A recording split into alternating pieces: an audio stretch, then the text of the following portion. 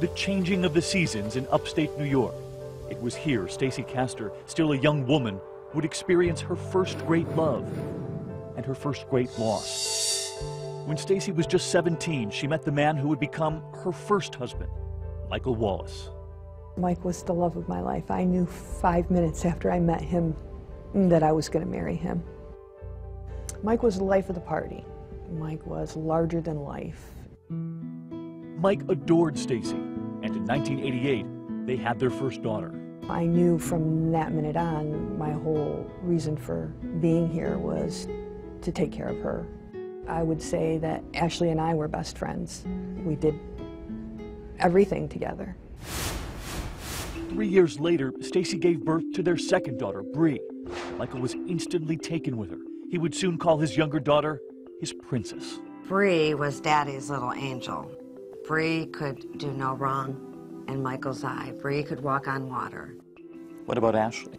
There was no talk of any relationship with Ashley and Michael, ever. All Stacey ever talked about, Mike and Bree, Mike and Bree. And I think on some levels, definitely that hurt her. Could you see it as a mom?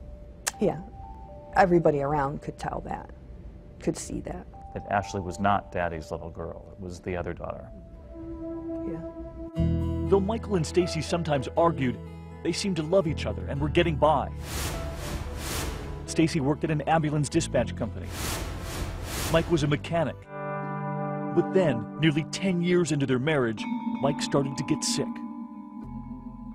He did not look good. He was coughing. He said his shoulder ached. And he said, "Oh, I think if I just rest for a while." And I said, "I think you better go to the doctor tomorrow." But he never made it to that doctor. A few days later, Ashley was home alone with her father and noticed he was behaving oddly. He was laying on the couch and he was making what I thought were funny faces. And all of a sudden, he just sticks his arm up in the air and like puts his arm on his side, and then his arm just fell down. And by that time, I had to go get my sister from school. She left to get her sister, her father still lying on that couch. It was the last time she would see him alive. It was scary. I've relived this day over and over again in my head, because what if there was something that I could have done? Like, I should have known, but I didn't. I was 11. Doctors believed that first husband, a 38-year-old who drank and smoked, died of a heart attack. There was only one way to know for sure, an autopsy. Stacey told the doctors it wasn't needed.